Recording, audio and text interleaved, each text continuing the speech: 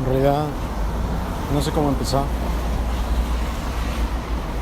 Acabo de salir del gimnasio, estoy rumbo a casa. Y durante todo el tiempo que estoy en el gimnasio haciendo la actividad física, le dedico 2 horas a mi cuerpo y al mismo tiempo a mi mente. Ustedes se preguntarán cómo te puedes enfocar en dos cosas. Pues es sencillo. En realidad es porque he comenzado a escuchar audios, podcasts, cosas que me aterrizan, cosas que me benefician. Voy por la avenida y es increíble darse cuenta cómo puedes sentir, cómo puedes escuchar todo, el ruido, el viento que te arroja la embestida de la velocidad con los autos.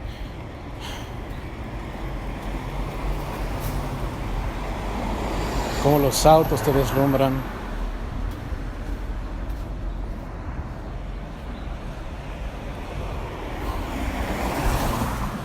Poniéndome a pensar, a veces hay muchas cosas que quisiera decir.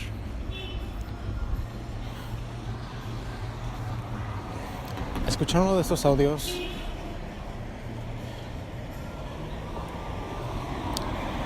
escuché una pregunta que me llamó muchísimo la atención, me hizo pensar demasiado. Y la pregunta es: ¿cuántas veces te has muerto en esta vida? Entonces comencé a recordar y parecerá poco lógico, pero estamos acostumbrados a que la palabra muerte es cuando dejas de existir o cuando ya no estás vivo, en pie. Pero en realidad yo creo que esa palabra tiene un significado completamente distorsionado.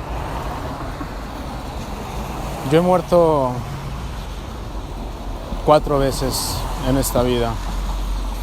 La primera es muy curiosa porque cuando tenía 4 años, jugando con todos los primos, hermanos, tuve un accidente, el cual me caí de un columpio que habían puesto los primos mayores, y me golpeé en la cabeza, en la parte trasera, cerca de la nuca. Me dejó inconsciente por algunos días. Y dentro de esos días yo recuerdo muchísimo que tuve una visión increíble. Soñaba que había llegado al paraíso.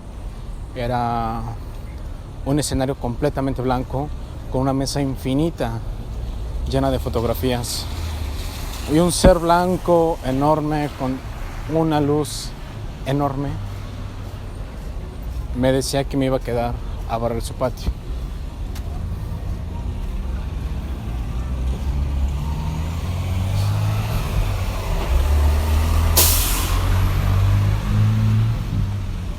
Cuando mi papá me cuenta esta historia, se le quiebra la voz, porque mi papá me cuenta que cuando yo desperté de ese coma, él decía que yo lo rechazaba, que yo le decía que ya no quería estar con él porque ahora iba a estar con Dios.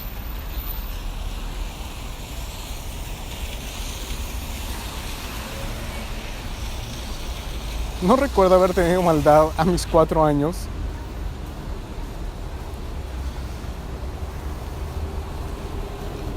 Pero cuando papá cuenta esta historia, se le quiebra el corazón y la voz se rompe en más de 1000 pedazos.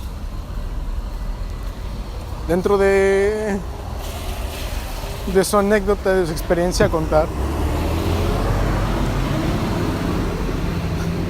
mi papá me cuenta que salió en la noche a dar una última plegaria por mí, y viendo hacia el cielo y hacia las estrellas, él le pide a Dios que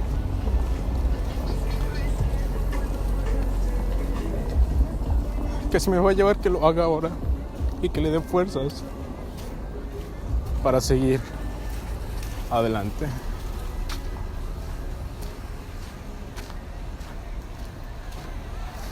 De la nada desperté.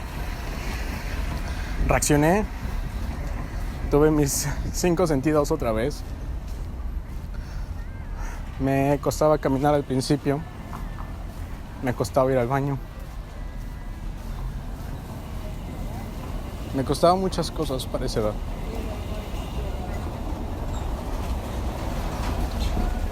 Así como podrán darse cuenta, como podrán entender, me siento un poquito muy especial por haber tenido otra oportunidad.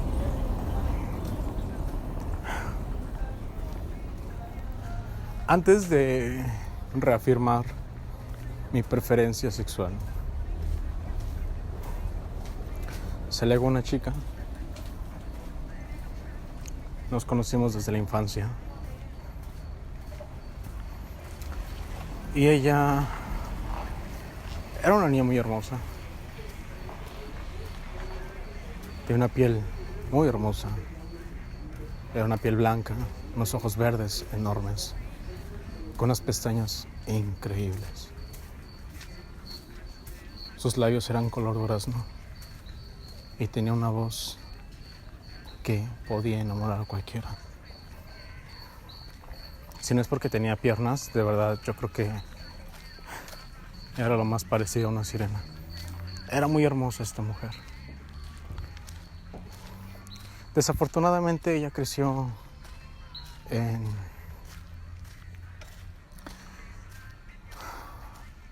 una familia con mucha violencia, en donde le exigían demasiado, la maltrataban, la golpeaban, le gritaban.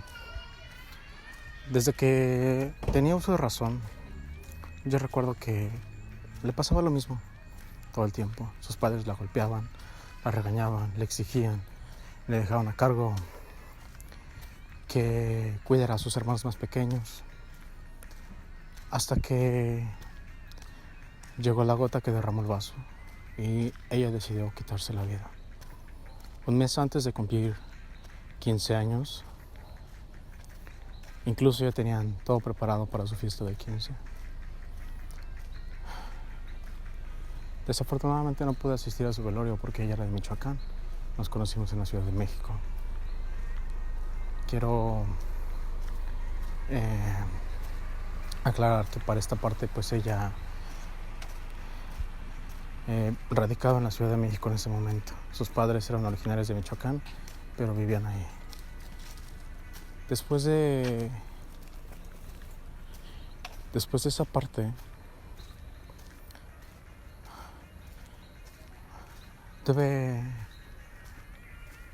estuve solo, totalmente solo. Ni mi mejor amiga en ese momento, ni mis amigos, ni mi familia, ni mi papá. Nadie se detenía a decirme, todo va a estar bien.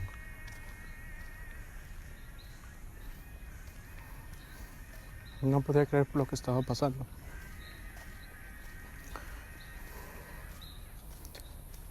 Fue uno de los momentos más difíciles que ha marcado mi existencia hasta el día de hoy.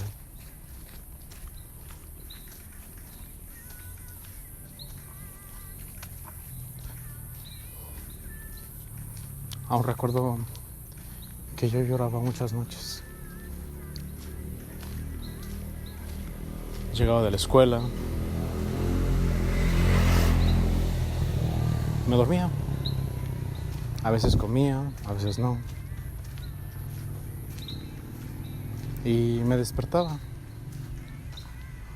cerca de las 11, 12 de la noche. Veía televisión y lloraba pues gran parte de la noche. Hasta que de repente mi hermano se desesperó. Compartíamos habitación él y yo. Y fue muy duro lo que me dijo. No era lo que yo esperaba. Ni siquiera esperaba ya nada de nadie. Y me dijo, ya basta, deja de lastimarte.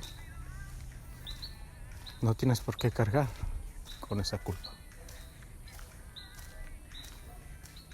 ¿Saben?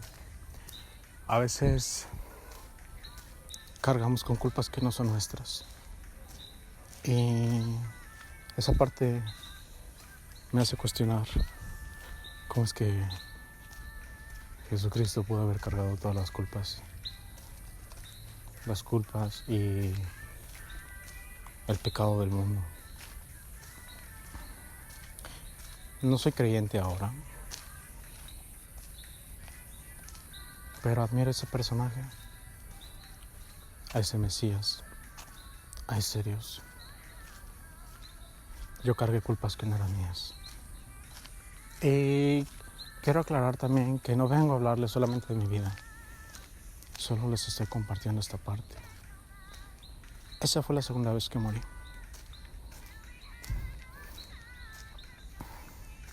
Cuando tenía 15 años,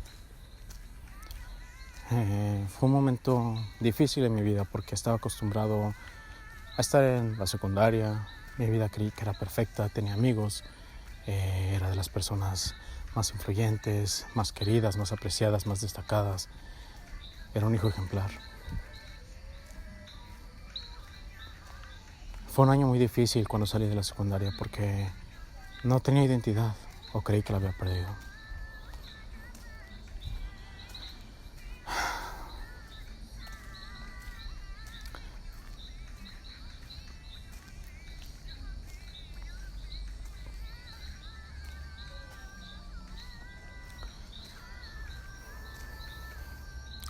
Cuando mi mamá nos abandonó,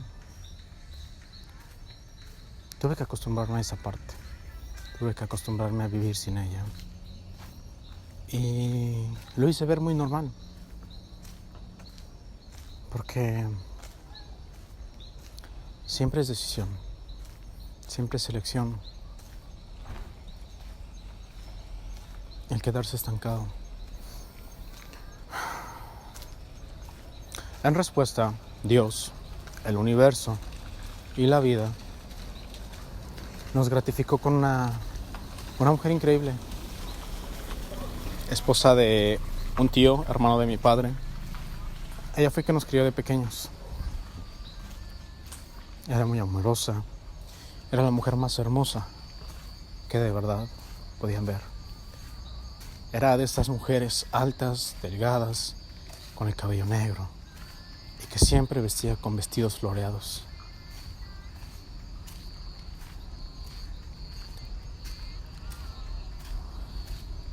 En una parte de su vida, ella tuvo una ruptura con el hermano de mi padre. Y con ello la consecuencia fue que dejó de frecuentarnos por el simple hecho de que había roto un lazo. Tiempo después, ella comenzó una nueva relación. Y para evitar problemas, mi padre decidió ya no frecuentarnos.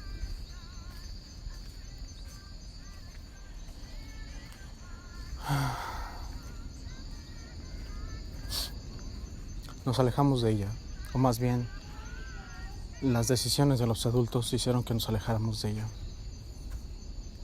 En mi último año de secundaria decidí buscarla.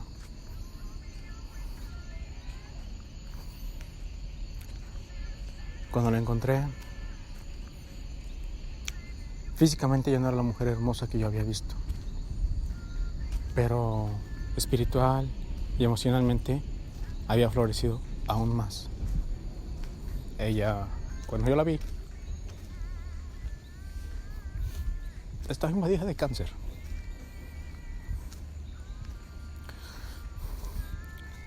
Se le había caído todo el cabello, le habían extirpado un seno, la dentadura se le había caído y el color de su piel ya no estaba. Con un aliento un poco putrefacto por la amputación del seno. Era un olor demasiado desagradable. Recuerdo que esa vez que la encontré, Ella tenía una sesión de quimioterapia y me dijo que la acompañara. A lo que yo le respondí fue que no podía porque tenía que regresar a casa. Cuando en realidad era por el olor que no lo podía tolerar. Un mes después, cuando decidí volver a visitarla,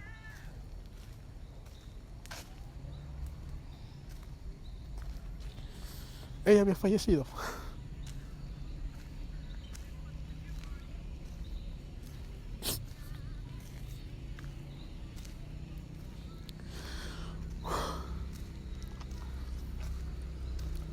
Recuerdo que fui con mi hermano mayor, le llevamos flores, íbamos lo mejor vestidos que habíamos podido. Y no nos imaginaríamos que las flores que habíamos llevado iban a ser ahora para su sepultura.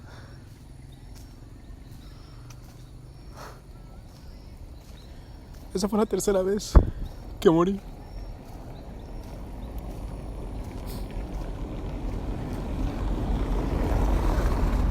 Por meses me estuvo cargando la culpa, si no es que por años. Hasta que fui al panteón, le llevé flores y tuve comunión con ella, sin que ella estuviera presente físicamente. Pero sabía que aún había una parte de su esencia ahí, que era su cuerpo.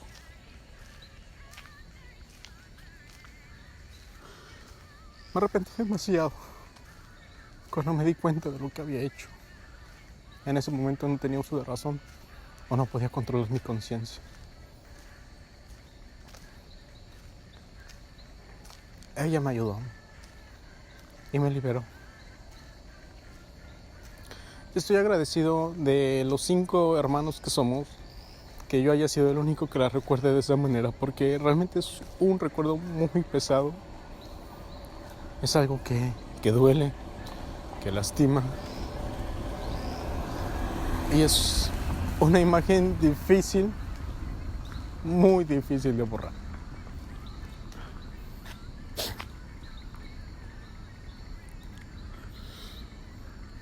El año pasado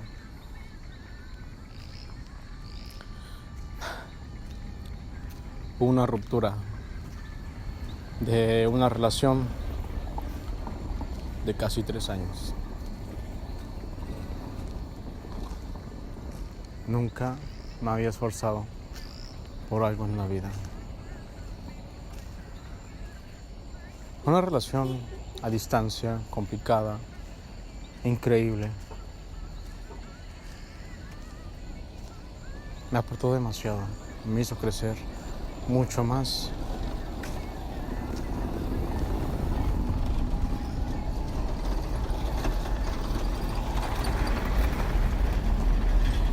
Tenía miedo. Dentro de esta relación,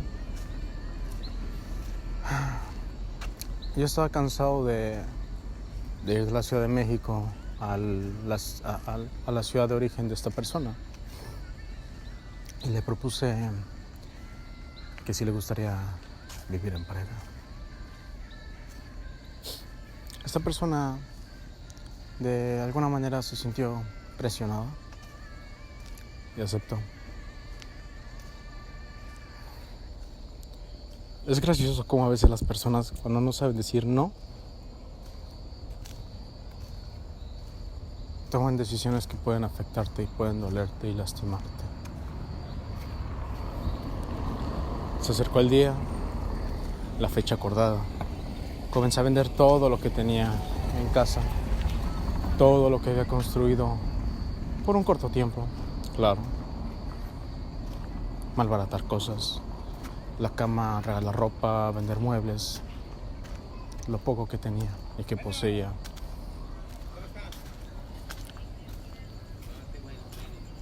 Una semana antes de llegar la fecha, esta persona me llama y me dice que no está listo.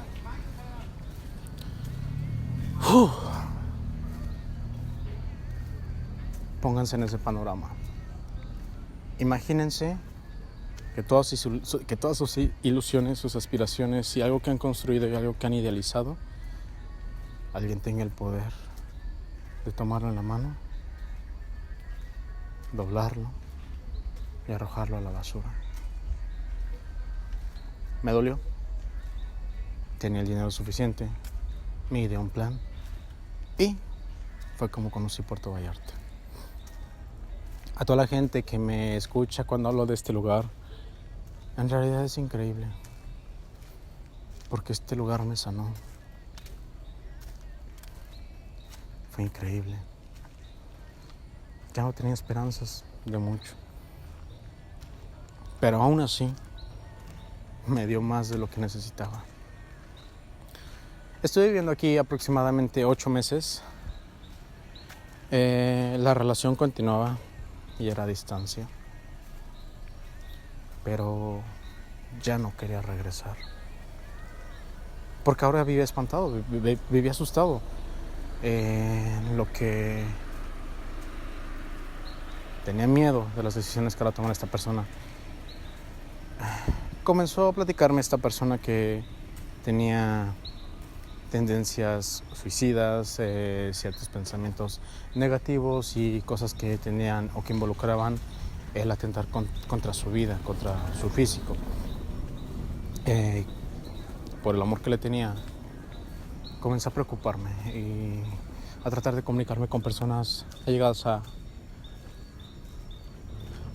a esta persona. Y comenzó a presionarme para regresarme. Ya no quería regresarme. Quería quería hacer vida aquí. Comento que quería hacer vida aquí porque en este preciso momento estoy en Puerto Vallarta, en medio de la contingencia, en medio de todo este problema mundial. Sigo aquí. La vida me dio esta oportunidad de regresar y de pasar la cuarentena aquí, y aquí estoy, trabajando, estudiando, luchando, disfrutando sobre todo, conociendo. Retomando esa parte de mi vida, esa experiencia,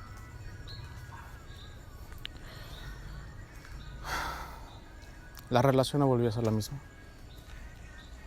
Y lo sabía, pero tenía miedo de decirle que no. Porque sobre mucho mi amor sobrepasaba mi amor propio, mi amor hacia esta persona. Y lo peor estaba por llegar porque en efecto yo tenía mucha razón. Tenía miedo, pero no lo quería ver. Fue cuando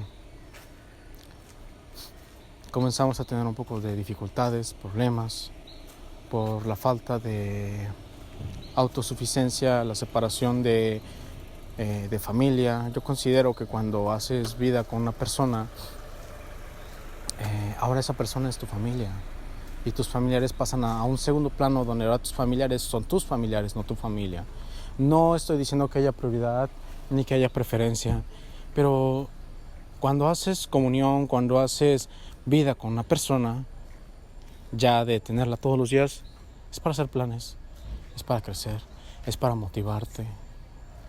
No es para pasar todos los días en la casa del suegro, o en la casa de la suegra, o en la casa de la tía. Yo creo que esa no es vida. Y bien o mal, siempre va a tener un resultado negativo. Por muy bien que te lleves con la familia, por muy bien que te traten. Y en efecto, llegó eso. Ya era algo que yo intuía desde que había llegado, desde que había regresado de mi travesía y mis hermosos viajes a Vallarta. Pero no creí que duraría tampoco nuevamente pues la relación. Comenzaron a haber problemas, discusiones.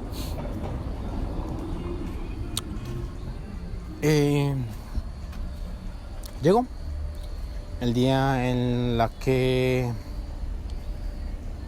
se terminó todo, en la que yo perdí. El día en el que esta persona se fue. Fue un dilema y fue un drama y fue algo muy estúpido. Todo lo que apareció en el proceso. Pero agradezco esa parte porque me hizo madurar y me hizo crecer. En noviembre, cuando esta persona decide terminar la relación, tuve un cuadro de depresión muy fuerte. Habían cosas de mi pasado que no había soltado, cosas de mi última relación, cosas familiares, personales y ahora esto. Entonces, esta relación lo único que llegó a aportar al final fue la cereza del helado. Y eso hizo que me derrumbara. Intenté quitarme la vida. Me hice unos cortes en la muñeca izquierda. Recuerdo que fue al final de curso de la universidad, después de haber pasado y estado con mis amigos y compañeros de la universidad para celebrar y para despedirnos. Cuando tomé conciencia de lo que había hecho, llamé a esta persona, llamé a una de mis mejores amigas y les conté rápidamente lo que había sucedido, lo que había hecho. Perdí el control sobre mí. Mi inconsciente no estaba. Mi consciente no estaba. Mi inconsciente estaba ahí. Es extraño. De verdad, perdí el sentido y el control de mi cuerpo, de mi mente. Solo recuerdo que esta persona y yo discutimos y dentro de la discusión muy fuerte fue que había comentado que no le interesaba si yo estaba bien o estaba mal. Después de haber ingerido un poco de alcohol, esa parte me lastimó, me afectó demasiado y resumbó mucho, como si hubiera sido una cueva infinita con un eco aún más infinito. Y tomé una navaja e hice esos pequeños cortes. Después me di cuenta que no me quería morir, reaccioné, le hablé a mi amiga, a esta persona. Ambos llegaron casi al mismo tiempo. Yo estaba muy asustado porque no sabía lo que había hecho.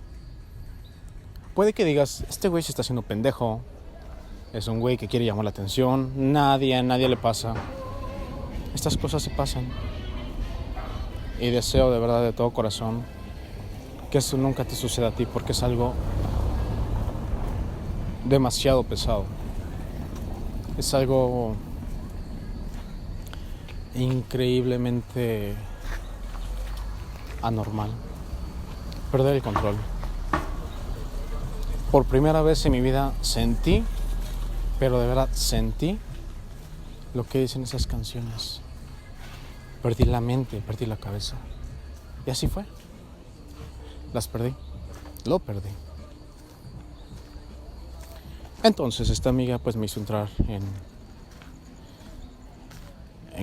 razón nuevamente.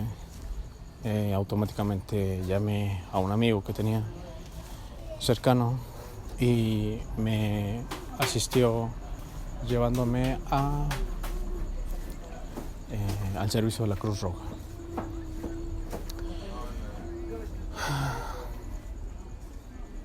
No había sentido tan importante y tan querido en mucho tiempo, hasta que esta persona llegó.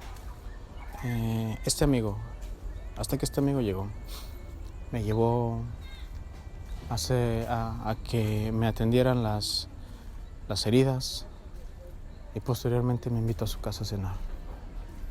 En ese momento fue el gesto más increíble, el gesto más maravilloso en ese momento.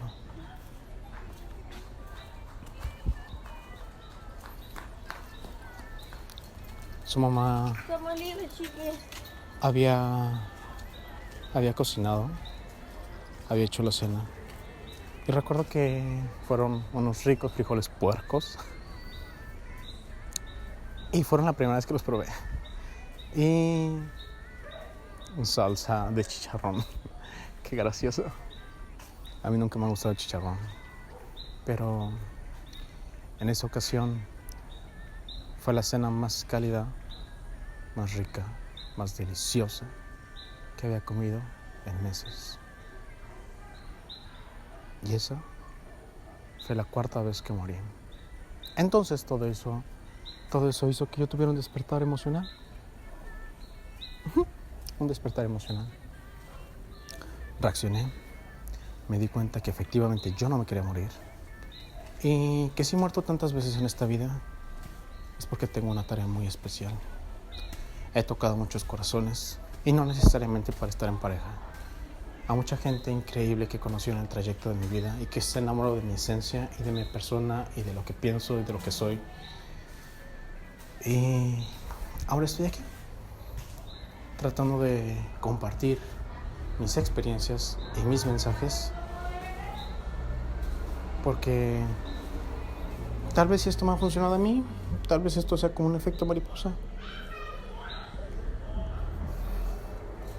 Tal vez a alguien se le prende el foco y se siente igual de especial que yo. Y dice, cabrón, no mames, yo he muerto más veces que tú. Aquí no es competencia. No importa si te has muerto 10. Lo importante es qué has hecho después de haber resucitado. Siéntete muy especial si el día de hoy estás despierto, tienes un plato de comida y tienes mensajes que compartir. Si has llegado y cumplido con estos requisitos, ¿qué esperas para compartirlos? Para ser mejor, para ayudar, para ayudarte. Piénsalo. Todo es perspectiva. De ti depende en dónde te encuentres parado. Por ahí alguna vez leí, el ser humano puede llegar a donde quiera. ¿Sabes por qué? Porque no son un árbol para estar en el mismo lugar. Cuídate. Te amo. Si nadie te lo ha dicho, yo sí. Te lo digo ahorita.